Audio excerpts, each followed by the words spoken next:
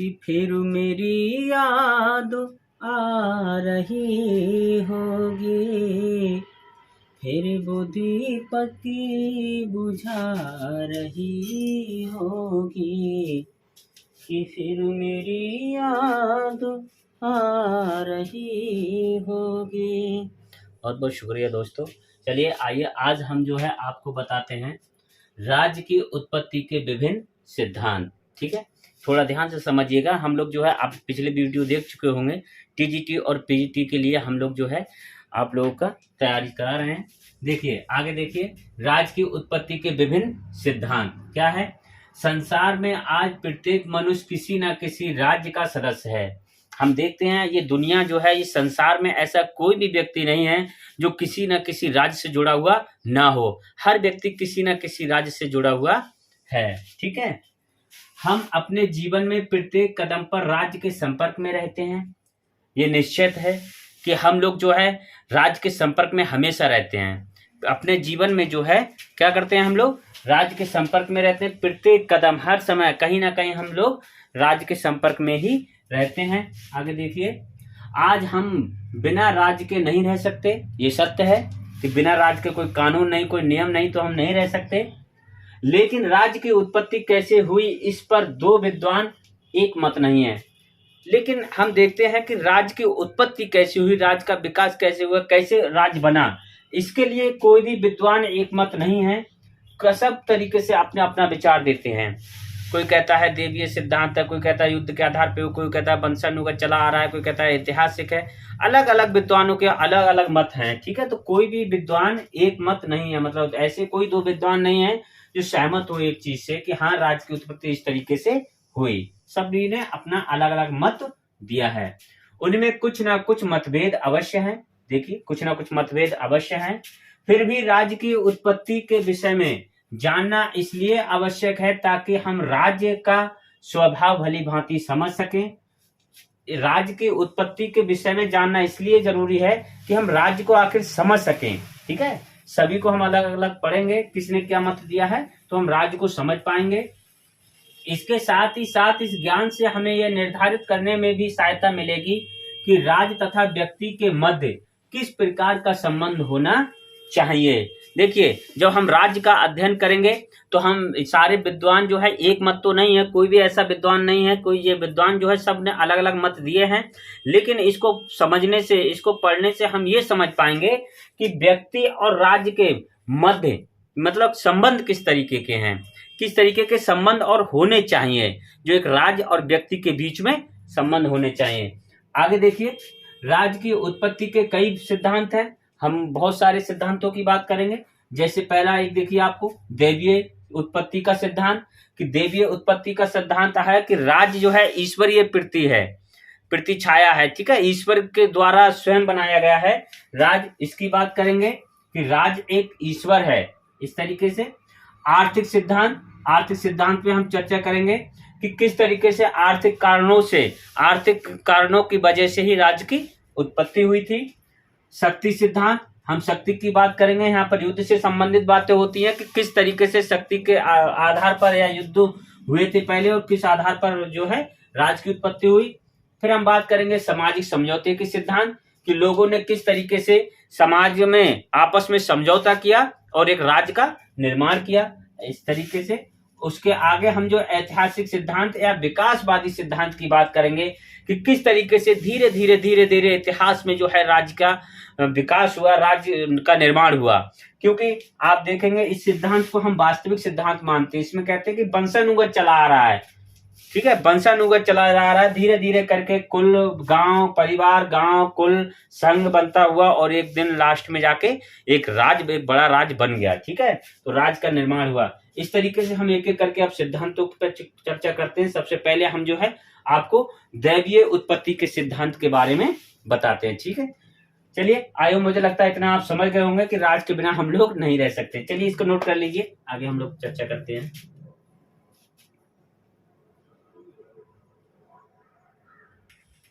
देखिए, हम कहते हैं दैवीय उत्पत्ति के सिद्धांत में धर्म का हाथ रहा है। धर्म का हाथ किस में रहा है?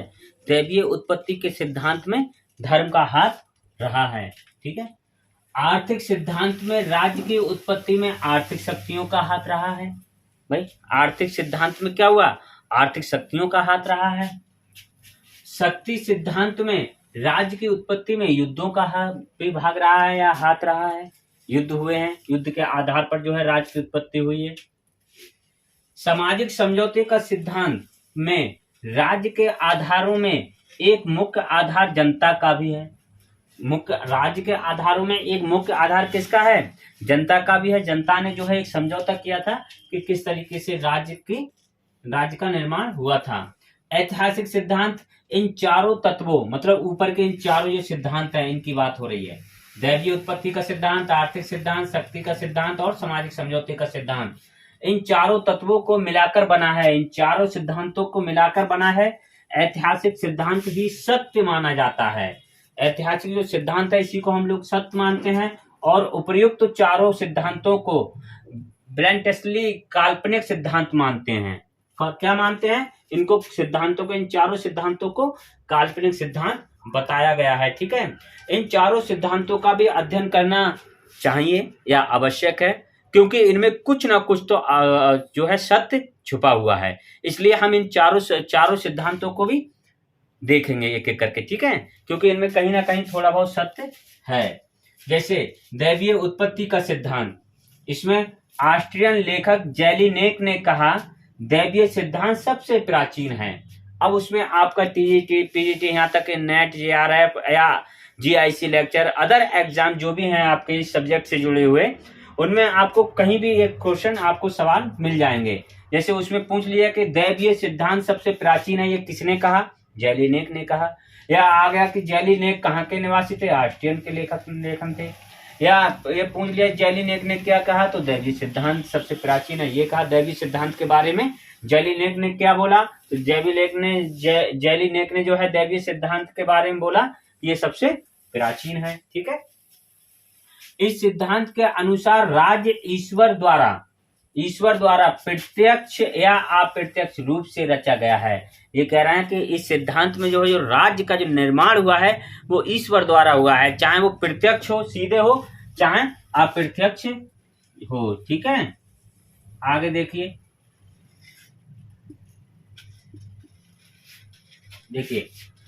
सब कुछ ईश्वर द्वारा रचा गया है। इस सिद्धांत में कहते हैं कि सब कुछ ईश्वर द्वारा रचा गया है। राजा तथा राज्य भी ईश्वर द्वारा रचे गए हैं, कि जो राज है वो तो ईश्वर द्वारा है ही है, और जहाँ का जो राजा है वो भी ईश्वर द्वारा ही रचा गया है। ठीक है, देखिए ब्रेंटस्ली इस विषय में लिखता है, प्राचीन यूनानी दार्शनिकों ने राज्य को स्वाभाविक मतलब नेचुरल बतलाया। अब यहाँ पर सवाल बन सकता है कि दैवीय उत्पत्ति के सिद्धांत के बारे में ब्रेंटस्ली ने क्या कहा, तो कह सकते हैं हम कि प्राचीन यूनानी दार्शनिकों ने राज्य को स्वाभाविक नेचुरल बतलाया है। ठीक है, ये कहा है।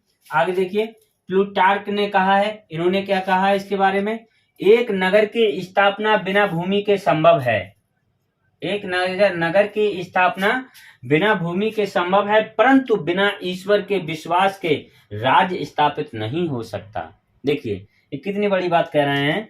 ये प्लूटार्क, इनका नाम याद रख लीजिएगा, अगर ये डेफिनेशन पूछ ली, परिभाषा आ गई कि इस तरीके से कि एक नगर की स्थापना बिना भूमि के तो संभव है, बिना भूमि के तो संभव है, परंतु बिना विश्वास के, बिना ईश्वर में विश्वास के राज्य स्थापित नहीं हो सकता।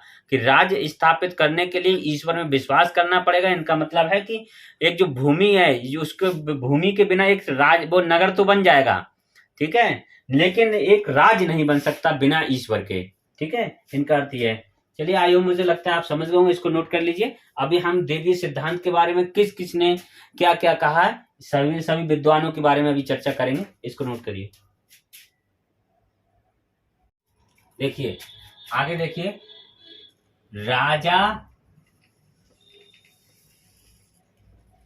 राजा ईश्वर का प्रतिनिधि है।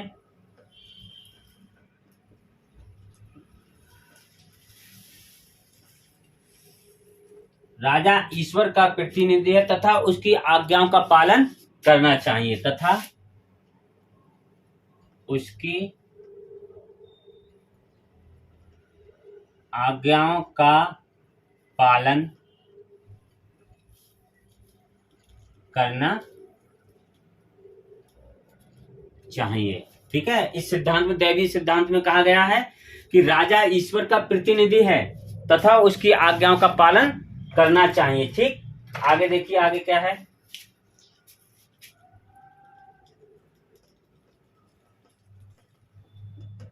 सेनपाल के अनुसार, देखिए इनके अनुसार ये क्या कहते हैं। सेनपाल के अनुसार सब शक्तियां ईश्वर की ही शक्तियां हैं। ये कहते हैं सब शक्तियां, सब शक्तियां ईश्वर की ही शक्तियां, ईश्वर की ही शक्तियां हैं। ये कहते हैं सब शक्तियां ईश्वर की ही शक्तियां हैं। ठीक है, आगे देखिए। मध्य युग के आरंभ में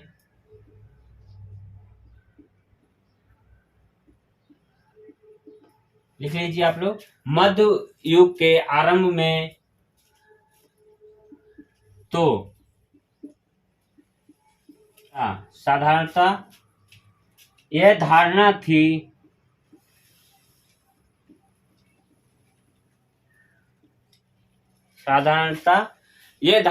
थी कि सम्राट मतलब राजा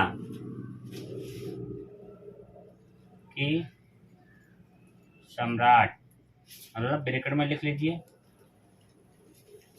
राजा, तथा चर्च के अपने अपने क्षेत्र अलग हैं, तथा चर्च के अपने अपने क्षेत्र अलग हैं। ठीक, अपने अपने क्षेत्र अलग हैं। ठीक, आगे और लिखिए इसके। देखिए, मनुष्य को सांसारिक विषयों में, मैं बोलता जा रहा हूं, आप लोग लिखिए, डिक्टेशन लिख लीजिए। देखिए, मनुष्य को सांसारिक विषयों में सम्राट की या मतलब राजा की तथा आध्यात्मिक विषयों में चर्च की आज्ञा का पालन करना चाहिए। लेकिन कालांतर में राजा तथा चर्च में मैत्रीपूर्ण संबंध का अंत हो गया। जो मित्रता थी उसका क्या हुआ, अंत हो गया। ठीक है, कालांतर में क्या हुआ, इन दोनों में विवाद छिड़ जाता है, और विवाद छिड़ने के बाद में क्या होता है, और दोनों के बीच सर्वोच्च सत्ता को लेकर झगड़ा हो गया। ठीक है, ये जो है 9वीं से 14वीं शताब्दी के बीच की बात है। तो दोनों के बीच में क्या होता है, झगड़ा हो जाता है, और अंत में क्या होता है, अंत में राजा की जीत होती है। ठीक है, तो हम लिख सकते हैं कि कालांतर में राजा तथा चर्च के मैत्रीपूर्ण संबंध का अंत हो गया, और दोनों के बीच सर्वोच्च सत्ता को लेकर झगड़ा हो गया, और झगड़ा होने से अंत में जो है राज्य की जीत होती है। ठीक है, चलिए इसके आगे। चर्च का धार्मिक गुरु को हम पोप कहते हैं। चर्च का धार्मिक गुरु, इसको हम क्या कहते हैं, पोप कहते थे। चर्च के समर्थकों का कहना था कि, लिख लीजिए, चर्च के समर्थकों का कहना था कि ईश्वर ने सब शक्ति पोप को दी हैं। ईश्वर ने सब शक्ति पोप को दी हैं। राजा को शक्ति पोप द्वारा दी गई हैं। और राजा को शक्ति किसके द्वारा दी गई हैं, राजा को शक्ति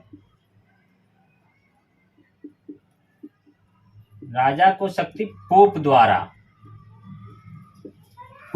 दी गई है। ये पोप के जो समर्थक थे उनका कहना था कि राजा, सारी शक्ति जो है पोप को दी गई है ईश्वर द्वारा, और ईश्वर के द्वारा जब पोप को सारी शक्ति दी है तो राजा को जो शक्ति दी है वो पोप ने दी है। ठीक है, अब देखिए राजा के समर्थक क्या कहते हैं, सम्राट जिसको हम कहते हैं।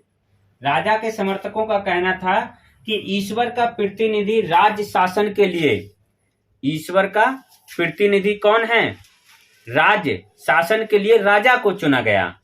ठीक है। तो राज्य किसका? ईश्वरीय देन है, राज्य ईश्वरीय देन है, और उसका प्रतिनिधि बना के भेजा था किसको? राजा को। ठीक है, तो ये कह रहा है कि ईश्वर ने ही राजा को प्रतिनिधि बनाकर भेजा है। परंतु दोनों, लेकिन यहां पर लिख सकते हैं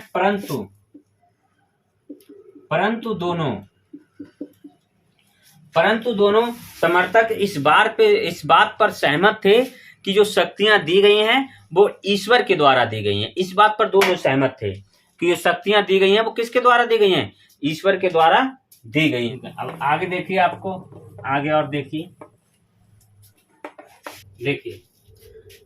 16वीं तथा 17वीं सदी में प्रोटेस्टेंट सुधारकों ने राजा का पक्ष लिया। क्या किया? राजा का पक्ष लिया। लूथर, मेलेंचथिन और काल्विन ज्वेंगली ने राजा के आज्ञा पालन को धर्म बतलाया। ये कहना है कि राजा का आज्ञा पालन करना चाहिए, और राजा का है उसकी आज्ञा मानना चाहिए, उसके आज्ञा का आदेश जो देता है उसको मानना चाहिए, उसकी आज्ञा का पालन करना चाहिए। अंततः पोप की हार हुई और राजा की जीत हुई। राजा जीत जाता है और पोप हार जाता है। ठीक है। 1609 में ब्रिटेन की संसद में जेम्स प्रथम ने कहा, राजा तथा ईश्वर में इतनी अधिक साम्यता है कि ये कहना उचित है कि राजा ईश्वर है। वो कह रहा है इतना साम्यता है कि ये कहना सही है कि राजा ईश्वर है। जेम्स प्रथम की पुस्तक है लॉ ऑफ फ्री मोनार्की। ठीक है, ये पुस्तक का नाम आ सकता है कि जेम्स प्रथम की पुस्तक कौन सी है। उन्होंने कब ब्रिटेन की संसद में बोला? तो 1609 में बोला। और क्या बोला? कि राजा जो है ईश्वर का ही प्रतिनिधि है।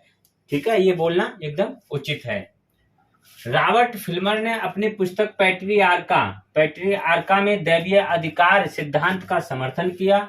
उसका तर्क था कि राजतंत्र स्वाभाविक है। वो कहता है, क्या कहता है रॉबर्ट फिल्मर, कि राजतंत्र स्वाभाविक है। जिस प्रकार कुटुंब का मुखिया पिता होता है, उसी प्रकार राज्य का मुखिया राजा होता है। ये किसने कहा? ये फिल्मर ने कहा। रॉबर्ट फिल्मर ने कहा था कि जिस प्रकार से कुटुंब का मुखिया पिता होता है, उसी प्रकार राज्य का मुखिया राजा होता है। 18वीं शताब्दी के समाप्त होते होते ये सिद्धांत लुप्त प्राय हो गया, मतलब समाप्त सा हो गया 18वीं शताब्दी के अंत तक। फिर भी 20वीं शताब्दी में कुछ उदाहरण मिलते हैं जहां कि राजा को ईश्वर के प्रतिनिधि के रूप में माना जाता था। उदाहरणार्थ रूस का सम्राट, जैसे अभी भी 20वीं शताब्दी में आप देखेंगे कुछ थोड़े बहुत उदाहरण मिलते हैं, जैसे रूस का सम्राट या कुछ अन्य पूर्वी यूरोप के देशों में। परंतु अब इन देशों में राजतंत्र का अंत हो गया तथा गणतंत्र स्थापित हो गया। लेकिन अब यहाँ पर भी क्या हो गया है? राजतंत्र का अंत हो चुका है और गणतंत्र स्थापित हो चुका है। ठीक है, समझ रहे हैं आप लोग? ठीक है, देखिए इसके बाद में क्या है कि हम देखेंगे कि उस समय के वातावरण में ये विचार अच्छी प्रकार से जम गया था कि राज्य में शक्ति का मूल स्रोत जनता है। ये सबके मन में चलने लगा था कि शक्ति का स्रोत किसमें है? जनता में है। इसीलिए सामाजिक समझौता आया था कि जो देवीय सिद्धांत है ये क्या है? ये काल्पनिक है, अवैज्ञानिक है। ये लोग क्या मानने लगे थे, ठीक है, कि ये ईश्वरीय नहीं है। जो राज्य की उत्पत्ति हुई है वो जनता के द्वारा हुई है। जनता ने एक समझौता करके राज्य की उत्पत्ति की है। ठीक है, ये विचार लोगों के मन में और दिमाग में बैठने लगा था। ठीक है, लेकिन हम देखेंगे कि इस सिद्धांत में कुछ सत्यता है। सत्यता ये है कि उस समय जो है राज्य और धर्म में मैत्रीपूर्ण संबंध थे। मैत्रीपूर्ण संबंध होने की वजह से क्या हुआ कि उस समय जो समाज था वो संगठित नहीं था। जब समाज संगठित नहीं था तो क्या किया? इस सिद्धांत ने जो है समाज को एक संगठित बनाने का काम किया है। ये इसमें पॉइंट जो है सत्य है कि समाज एक संगठित हो गया, एक हो गया। ठीक है, पहले जो है समाज संगठित नहीं था। ठीक है, आई होप मुझे लगता है अब आप लोग समझ गए होंगे। चलिए अब इसके आगे हम जो है अगला सिद्धांत पढ़ेंगे, वो है हमारा आर्थिक सिद्धांत। ठीक है, चलिए बहुत बहुत शुक्रिया। जय हिंद।